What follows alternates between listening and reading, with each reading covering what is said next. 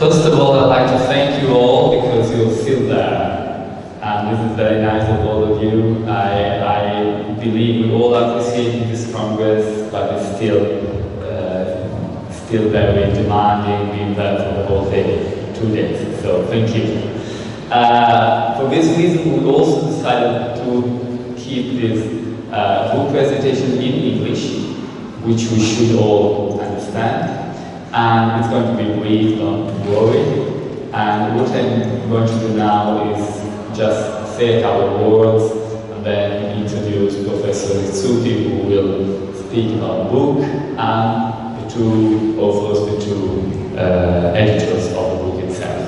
Why is this book important to us, and why is probably this book somewhat relevant, and why did we devote some time, the end of the Congress or a special time in this Congress, to this book? Well, the answer is because this book is the first and hopefully not the last scientific product of our association.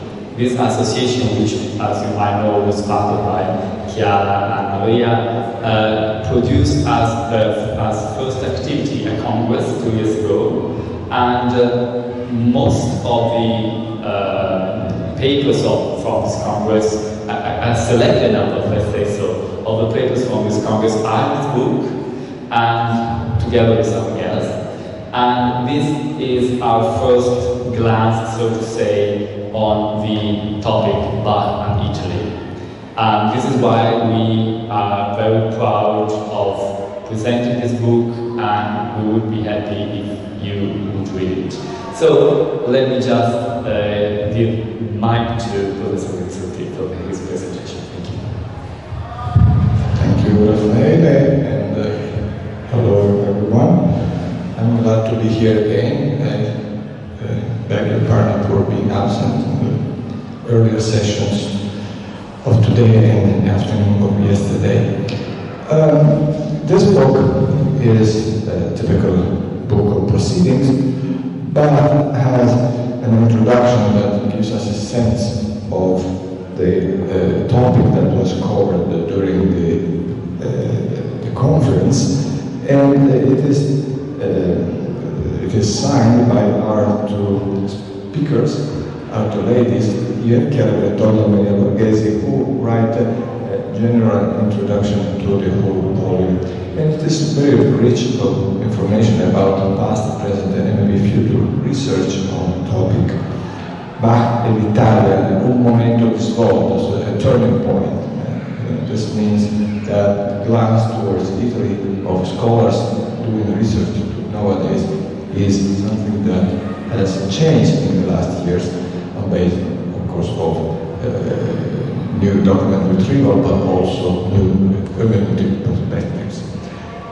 And then the volume, which is published by the publisher Libreria Musica Italiana, Lucca 2022, it's just brand new, is divided in several sessions, in several sections.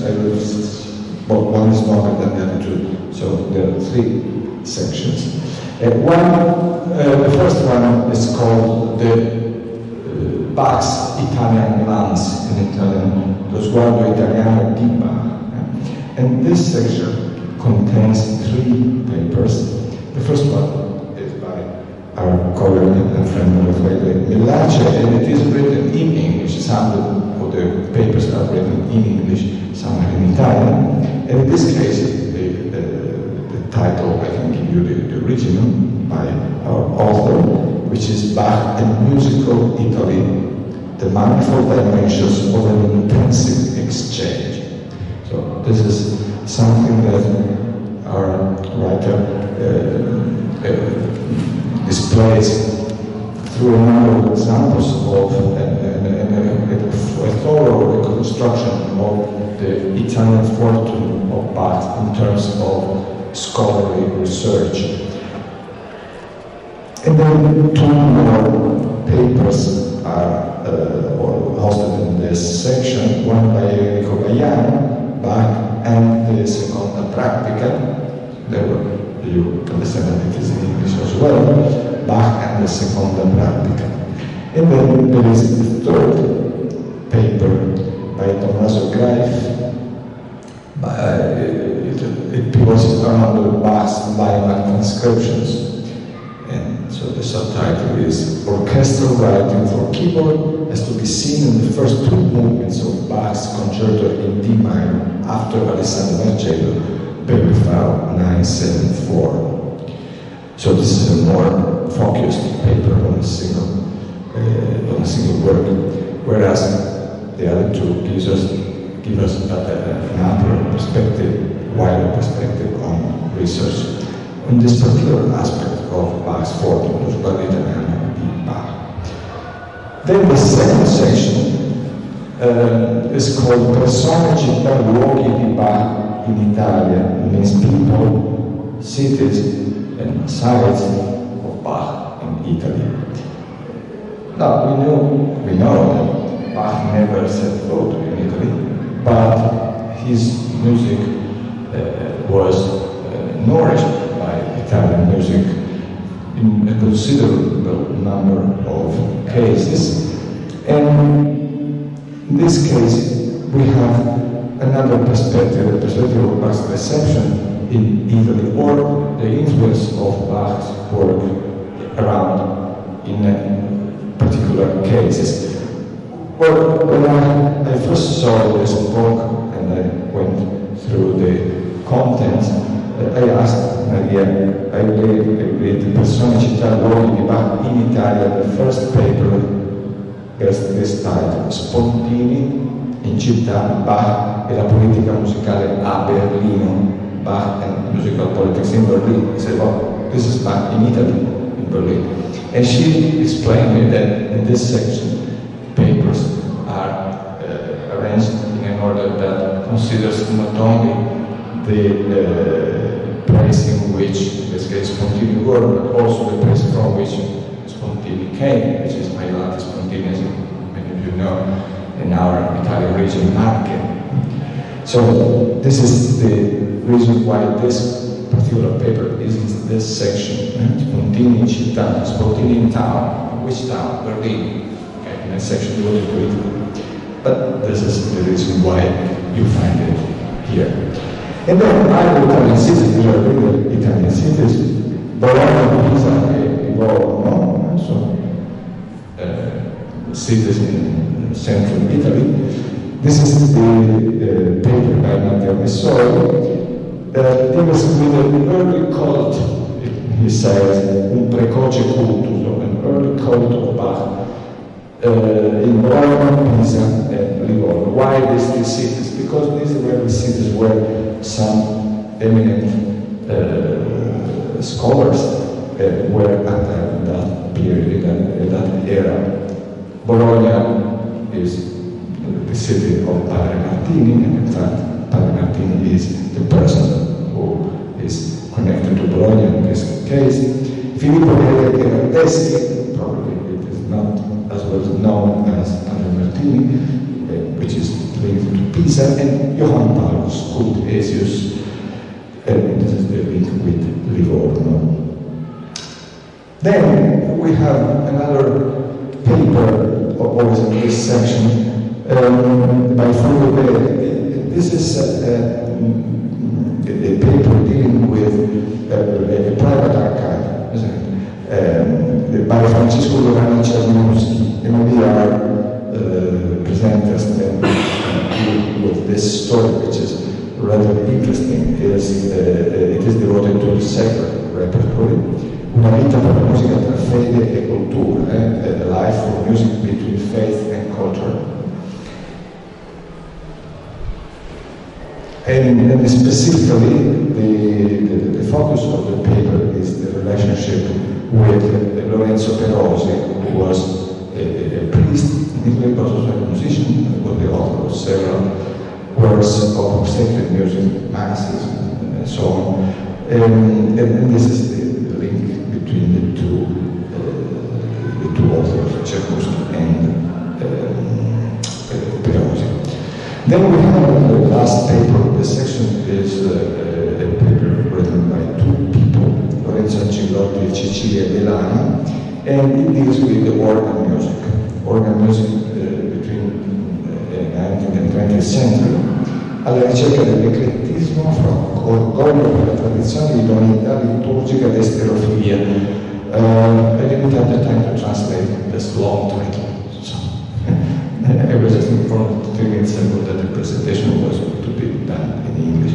But anyway, it's a piece on organ music. And then we have another 2 papers by 2 authors each. One is Mauro Masier and Niccolo Groia. It's a little joke. Baccaro with H. Baccaro, if you ever went to Venice, is a place where you can drink something and eat some small panini, which is typical Venetian inn. So the tour, Bach, not in inns, but Bach music. Un progetto di divulgazione musicale. So it's a project of music spread, dissemination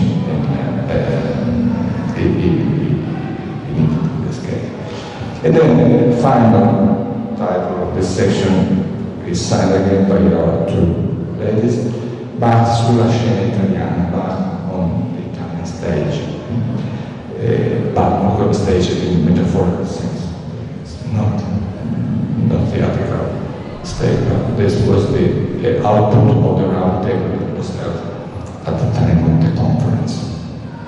And then in the 3rd section of the book, bears the title Bach nella pratica musicale italiana, Bach in Italian music practice.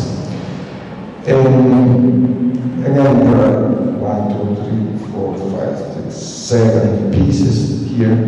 And one is by Vasiliki Papadopoulou, JSBach through the prism of Italian violinists in the 19th and early 20th century. This guy is linked to violin music, which is the kind of music Bach knew first when he was acquainted by Italian music thanks to the violinists who traveled north and through the arrival of music bought by his patrons in Weimar and also in other cases. The piece by Luca Ronzetti is the next one, and it deals with the receptive, with the fortune of Bach and didactics, so in music education in the Italian high school. This is a paper dealing with music pedagogy, which is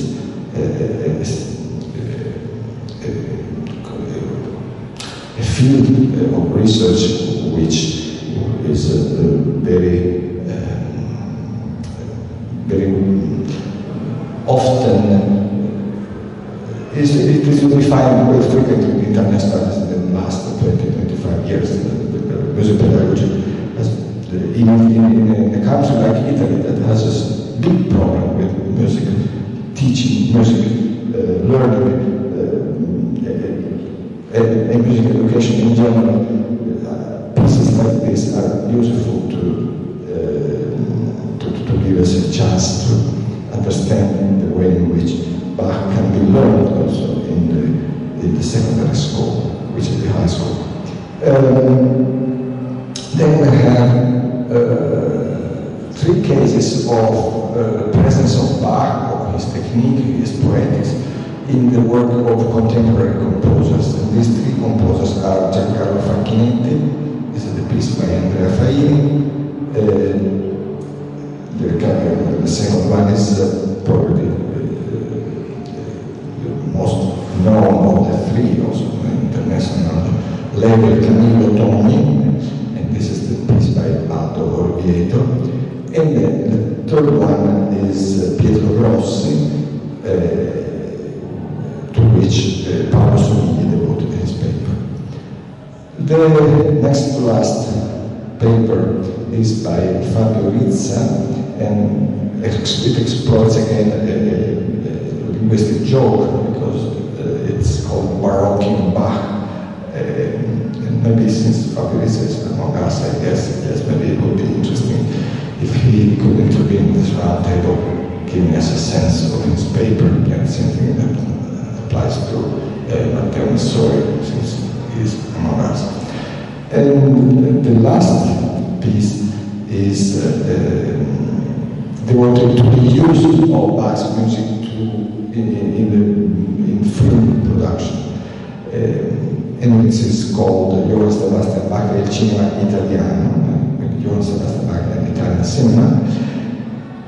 And in fact, there is not the name of a single author here, but that of a research group, which is based at the Fondazione Levi in Venice.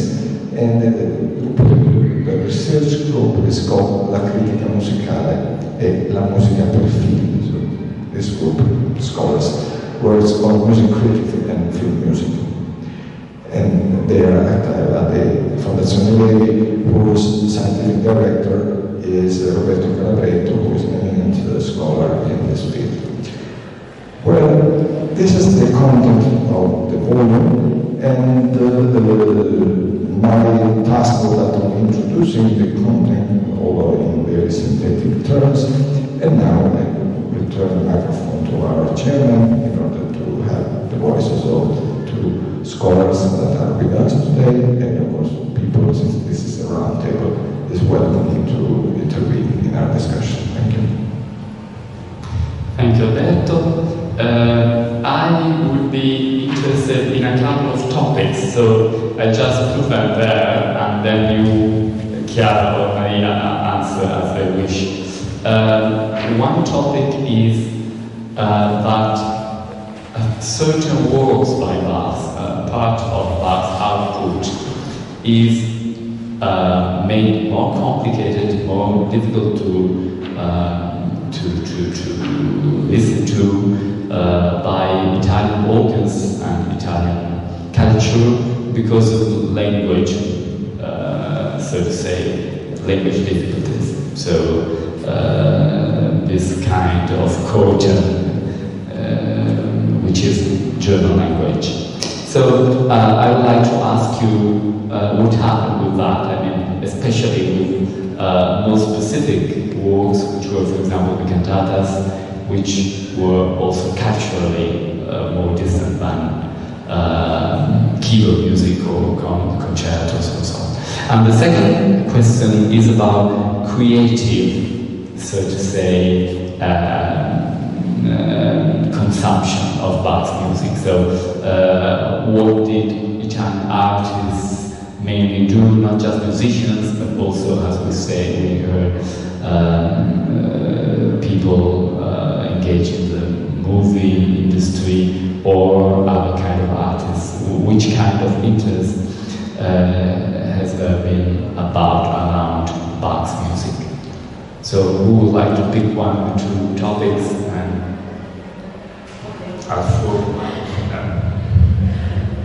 So thank you very much, Raffaele, for this presentation and try to answer. Maybe Chiara, we can answer the first topic and then we switch to the second one. We can both answer the first. So about the difficulties of the reception difficulties of mostly of the sacred repertoire. So that repertoire which cannot be performed as in a separate context in Italy, so cantatas and passions. Moreover, in a predominantly Catholic country, so with some linguistic problems, but also cultural and religious issues. So, if we look at the context of this book, we can see sacred music appears frequently. The first time it appears working on Papa Nicolao's work on Spontini. And so it's not in Italy, but it's in Berlin before Mendelssohn's performance of Matteo's Passion in 1829. And it is interesting, although not in Italy, because it's impressive that an Italian performed in a very austere hostile context, in this hostile milieu, something which was so German. So, but we can also talk about it later. And then we talk about sacred music, although not vocal music, again in Ancelotti and Delama's work. And here it's very interesting because they work on the organ music and in a specific time, so during the Sicilian reform, so between the late 19th and early 20th century. And so in a time when Bach music theoretical could not be performed in Catholic Church, so because theoretically the Catholic Church admit Bach's music, although also in instrumental music just from the 70s, 1970s. While in this paper we discuss how the Sicilian reform started to completely change the music panorama, the music sacred panorama, working both on the organ that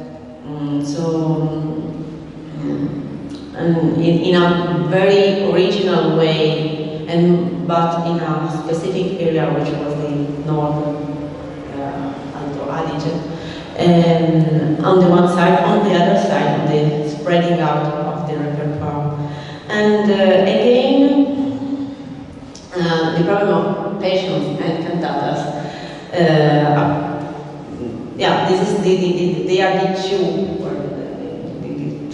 papers where this topic appears. But the problem is obviously mostly for the cultural aspect. And this is interesting, and now I take on my own research, because the performance, the reception of the sacred repertoire is very strictly connected in Italy with the creation, the recreation of something that could be more approachable for Italians. And something about it appears again in the book, in the round table, the Bach on the Italian scene, thanks to the contribution by Maria Borghesi, who was artistic director of the Settimane Bach, translation was Bach's Week, and a music festival which was in Milan from 1994 to 2004, and that worked on the performance of the complete cycle of sacred and secular Bach cantatas in Italy in a concert form, obviously not during the sacred, right? And so it's the first time when Italians had the opportunity to hear Bach cantatas, but it was a very, very popular festival. It reached a lot of attention on broadcasting, television, radio, and also because it was the first time that cantata could have been performed both by international and Italian, so foreigners, international and Italian international performance. I guess that, yeah. Yes, thank you, Maria. Of course, you said almost everything, so it's difficult to add something. But it's a very fascinating topic on which you worked a lot, and also it's a topic which fascinates me a lot. It's a paradox, actually, because, of course, there is the linguistic problem, the linguistic issue, which, however, does not concern Bach only, because we know that in the first half of the 20th century, for example, Wagner's operas were commonly performed in Italian in Italy. So even there is perhaps an even closer relationship between the text, which frequently was authored by Wagner himself, and the music. It was possible to translate Wagner into Italian and to sing it in Italian. So there is this problem to which many scholars and musicians addressed their attention, particularly, of course, in the 19th century. So we know about the pioneering translations by Abate Fortunato Santini into Latin. He attempted to translate the Passions by Bach into Latin, and to have them performed within a sacred context. He was a churchman himself, and wanted to have the holiness, sacredness of Bach's music recognized in Italy, in a Catholic country. And of course, Francesco Rurani-Czarnowski, about whom one paper is devoted in the book we edited. In that case, Rurani-Czarnowski translated into Italian the Passions and also a few cantatas.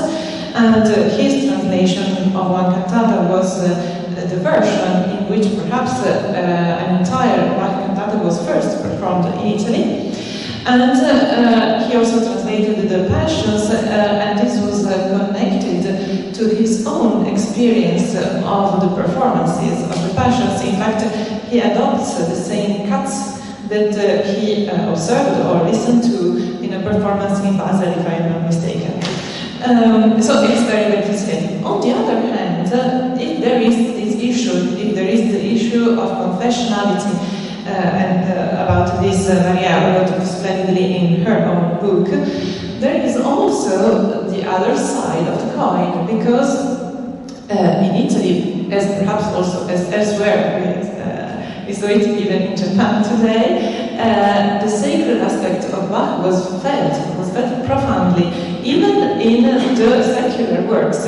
So there is abundant research showing that even secular works by Bach are commonly understood as symbols for the sacred, and this applies to a whole variety of situations and contexts. I will cite only a few, for example, contemporary music, in which the sacred aspect of Bach frequently surfaces, even by composers who are not explicitly religious people or even deny the religious aspect of life. But also, for example, in advertisements, so there is really a whole palette of feelings about the sacredness of Bach's music. So there is this problem of language, and also not only of language in terms of German language, but also in terms of imagery, for example, because we all know that the first approach to the librettos of Bach cantatas can be a bit puzzling for today's listeners and readers. But I have to say that, for example, the translations by Quirino Principe have had an important role to play, because he is a very respected figure who helped many people to access these words. And on the other hand, of course, those by Raffaele Mellace have helped a lot the dissemination, also with publications which are currently being issued or reissued. And on the other hand, there is the approach to the music, which perhaps goes beyond that of language. So perhaps you wish to add something, or to second? Yes. So, okay, thank you. So we heard already in these days something about the creative reception of Bach. And this, of course, is due also to the role that Bach's music has had in the panorama of musical education in Italy, because starting quite early, actually, I would say about 1850s, 60s, about, Bach's music was compulsory, or at least very much encouraged in the programs of the education of both performing musicians and composers.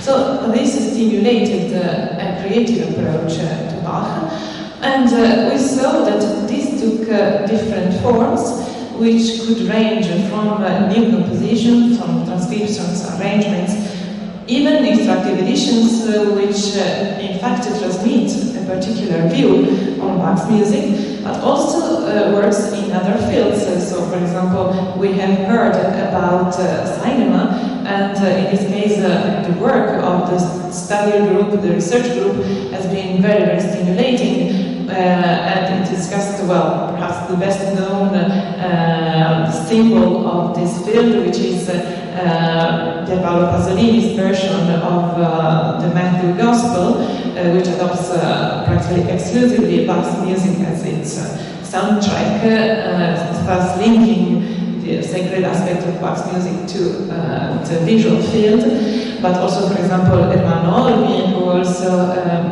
employed very meaningfully Bach's music in his clog tree, and even directors who have a very different view than those of the preceding directors, but who perhaps felt the need to convey a particular symbolic meaning through the music of Bach.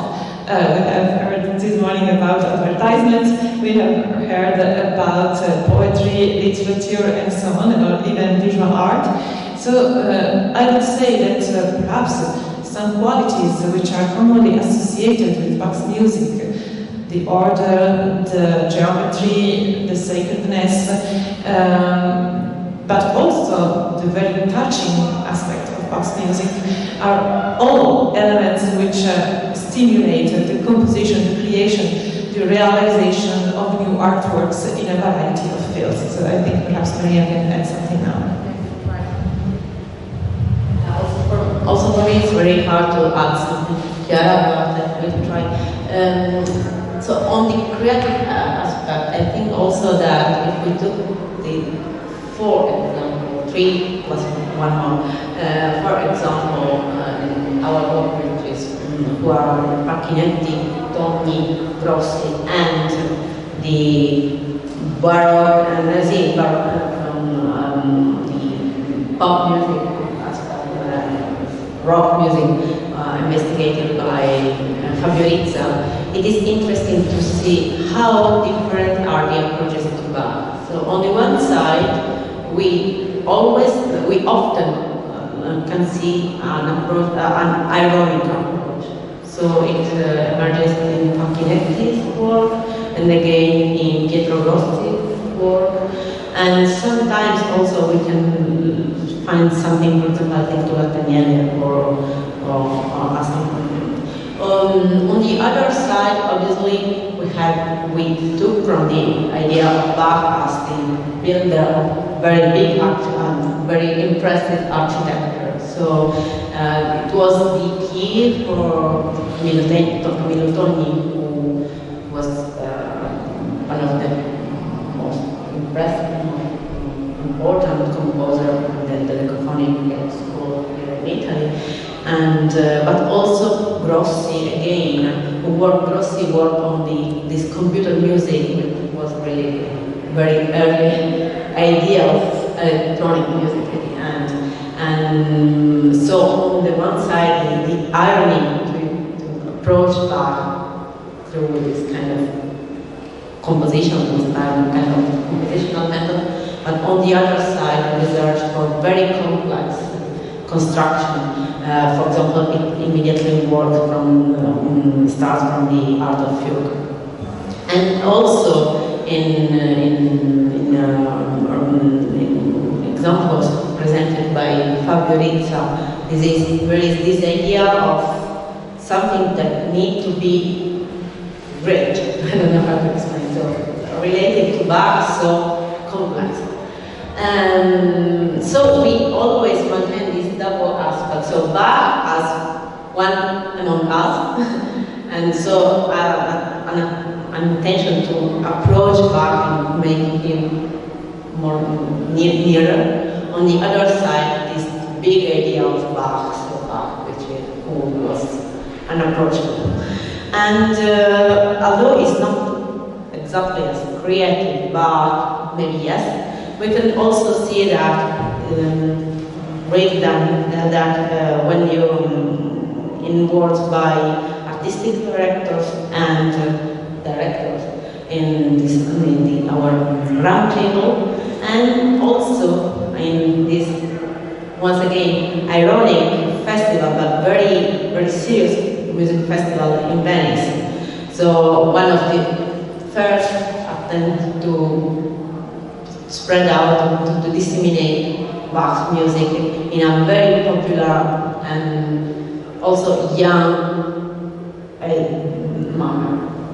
So it's this, and so the creative aspect for Bach in Bach's reception has both related on composition, on the making of something musical, of some new music pieces, but also on the research of some new path to approach Bach and to make Bach more approachable. I also think, as not in the book, but I think on my own research, on the attention for the scenography, the staging of Bach's Passions. So once again, the attempt to make Passions more immediated, and the understanding of Passions more immediated, and more also more closer to the Italian culture, so closer to the Italian operatic culture. Maybe, yeah. Chiara, I don't know if you have. Would Matteo, Fabio like to say something about the topic?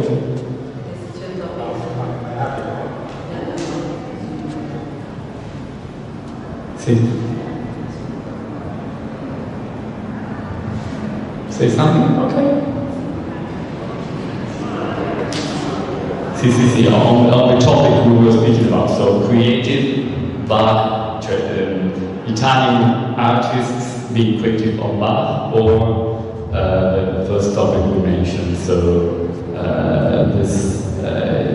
the way difficult Bach music, so Bach music connected to German Protestant texts, has been used and being consumed in Italy. Would you like to say something about that? Yes? Yes, please. Come on, Mike is just. Thank you very much for giving my English because thank you. My short article, I think, has some interest because I discovered that Padre Martini, we knew that Padre Martini was the first Bach fan in Italy, maybe, the first to collect Bach works, Bach printed works. So the first Praverum, the Ein musikalische Sofa, and the Unterflügel. So we have the original editions in Bologna, in the Martini Library, now in the Museo della Musica.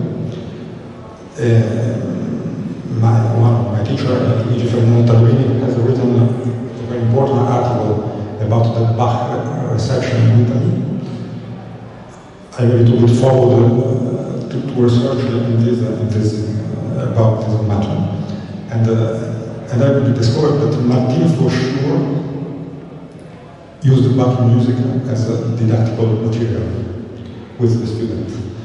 One of his students, Filippo Maria Gherardeschi, that was a very gifted composer and piano player. His three sonatas are maybe Tagliavini has written in the MGG article about Gherardeschi in the 50 years that are the best Italian sonatas for pianoforte of the second part of the century, of the 18th century. I have played recently is for sure the most hardiness, and a little bit a mixture between Haydn style, Johann Christian Bach style, and also with some Calvin influences. Gherardeschi was a Bach fan, a Sebastian Bach fan. And this I discovered casually. I was reading the only dissertation about Gherardeschi written by Balandoni, where there is a necrologue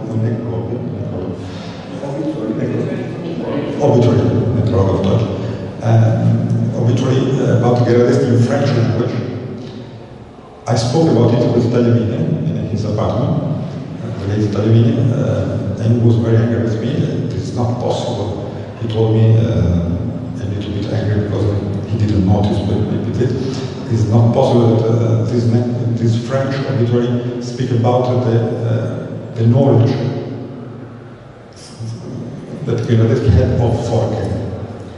Because in this obituary, Anonym, is said that Gherardeschi considered Sebastian Bach the most important composer of the history, and in agreement with Forker.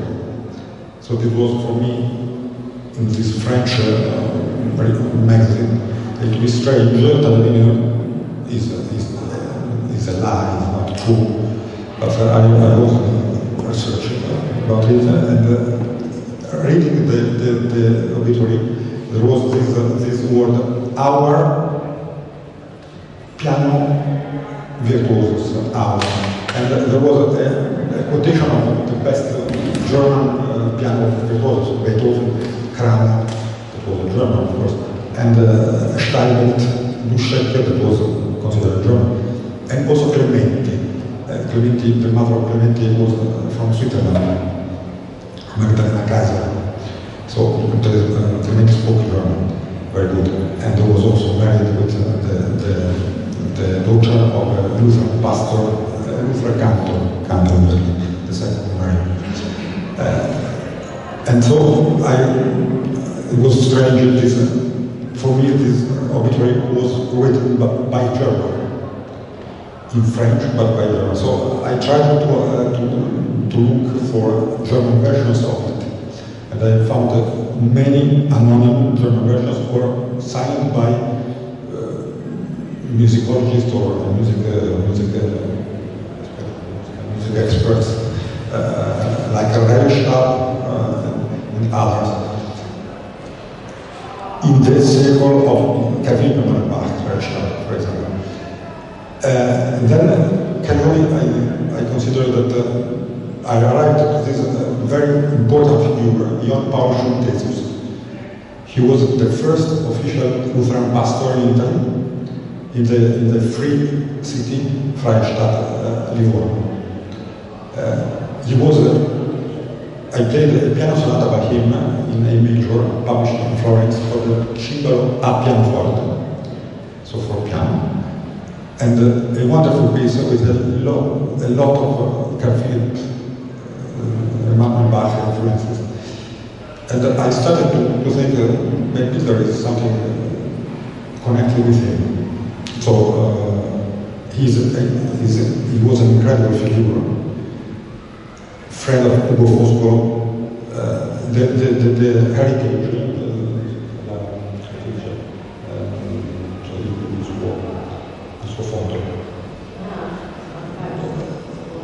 The archive of him, what remains of the archive, is now the State Archive of Florence.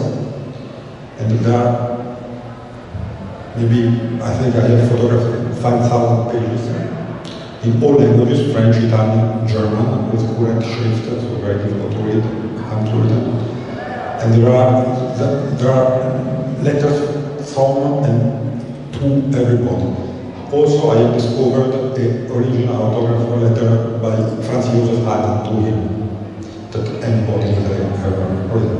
And he was the only subscriber in Italy of the Schöpfung, from the first edition of the creation by Haydn.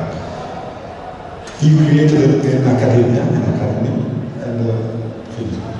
and invited all the best musicians. So, Schultesius was a Bach lover, and together with Gherardeschi they played the Bach children music, Sebastian Bach, and also Bach. Now I'm researching about the copies of Bach music Schultesius would have. Maybe they are still surviving, and they are, I think, in the library of Conservatory of Florence. So on top of the Kunstnerfuge, the Negeri edition, and one or two copies of the Otto Veritas Clavier in the Zimrock edition, in the Forker. I think that these books came from Schultesius' musical archive that is now, I think, in the library of the Conservatory of Florence. So this obituary was written by Schultesius, I have discovered, and Schultesius and Gherardeschi were very friendly. But he confirmed that Padre Martini taught Bach music to Gherardeschi. Thank you very much. Thank you, Matteo. Thank you. Fabio, if you wish. Yes.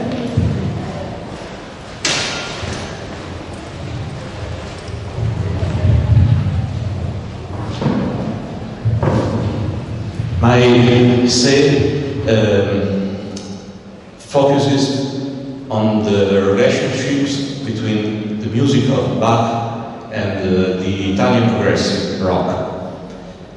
As you certainly know, progressive rock, especially in its early stage,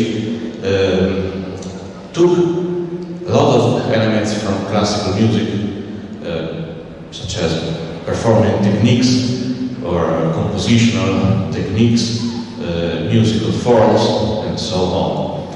And many composers, such as Bach, Mussorgsky, Stravinsky, Ginastera, and so on, were quoted, reworked, arranged by many progressive rock bands everywhere, worldwide. In Italy, in particular, the most recurrent name is that of Bach. Maybe because the aura of greatness that surrounded his figure,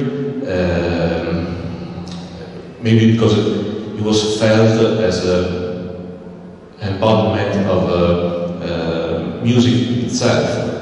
And maybe because those artists were trying to cut every tie between Italian pop music and opera, so they took the name of a composer of totally different kind of music. I'd like to ask a single question to our two editors. The title of the book, as you heard, is Bach in Italia, glances, exchanges, sguardi, scambi e convergenze.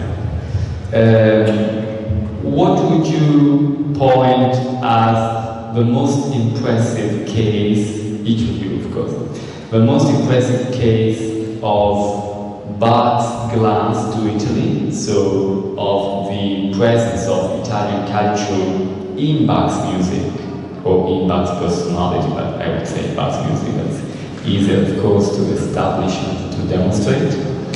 And on the other hand, what has been for yourself personally the most interesting case of the presence of Bach in Italian culture? Whatever, I mean, even in the presence or in the past 2 or 3 centuries, what has been able to strike you most of Italian presence in Bach's music and of Bach's presence in Italian culture? Cominciamo? From the book or in general? Well, I would say from the book, but I mean, so from the book. Okay. So it's a very hard question. So I mean, looking at the glances to Bach's glances to Italian music, I think that the most impressive, let's say, are by Raffaele Mellace and the harpsichordist Enrico Baiano. They are different. Raffaele works mostly on vocal music, and so the Bach knowledge an Italian vocal style, and also obviously on the attention of Bach's attention for Italian text or cantatas.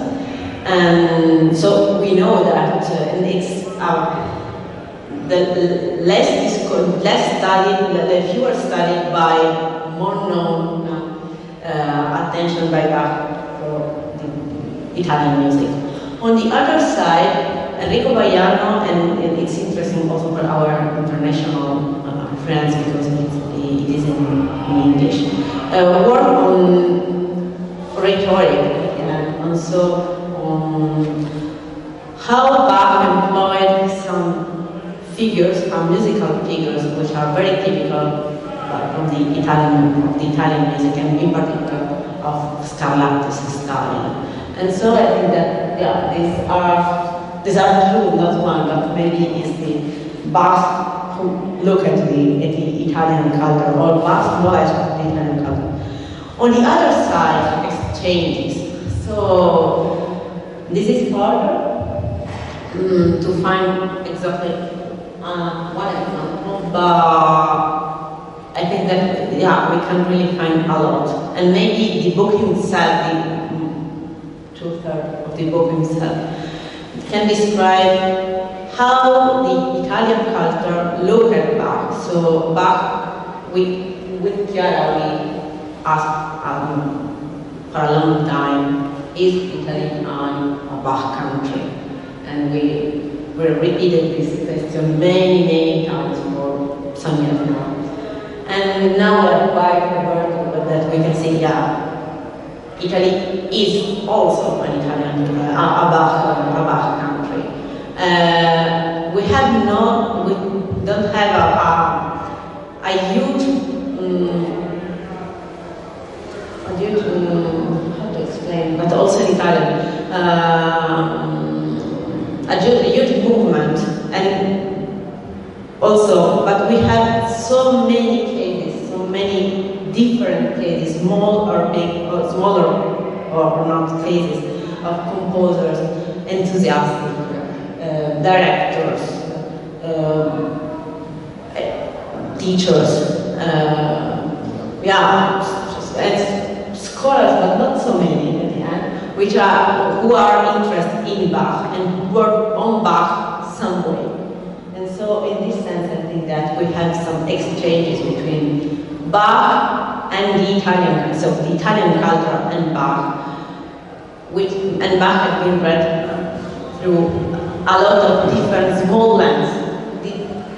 It's difficult now to make a big overview. I tried to do it for 50 years, but I work that I learned a lot, I missed a lot of the aspects, and I think that it's what we are trying to do also with the Bach Society, and maybe it could be one of our topics for life, Karen. Thank you, Maria, and of course, thank you, Raffaele, for this thought-provoking question.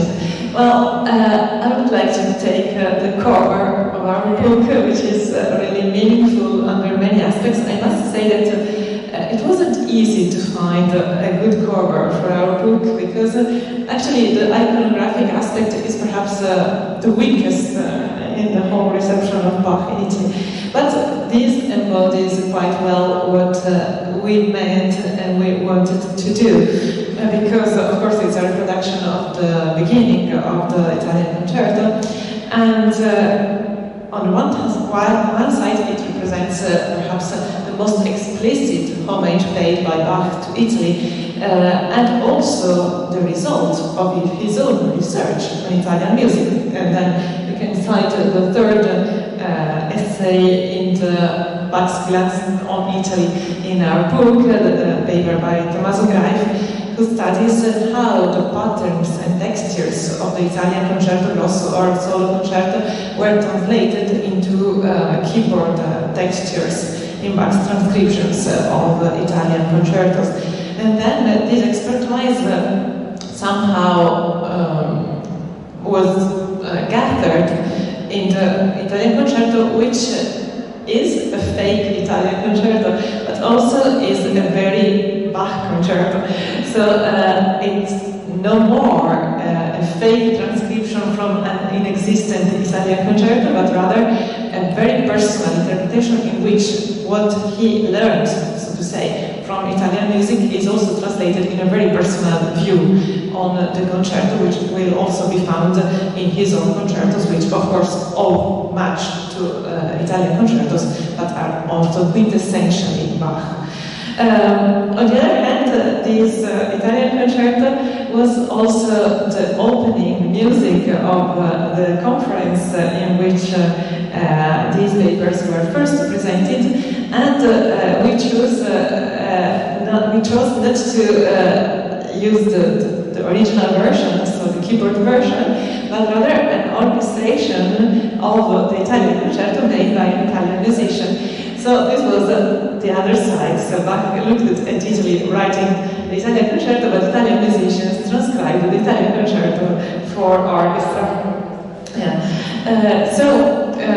For me as a musicologist and as a musician, Bach's glance on Italian music is best represented by his keyboard transcriptions and his use of what he learned from it in his own original works. And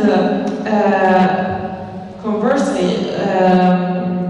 the Italian glance on Bach, for me the most stimulating aspect is that of the elaborations, which can range from those closest to Bach's originals, the instructor editions perhaps, to the farthest, like serialist works on Bach.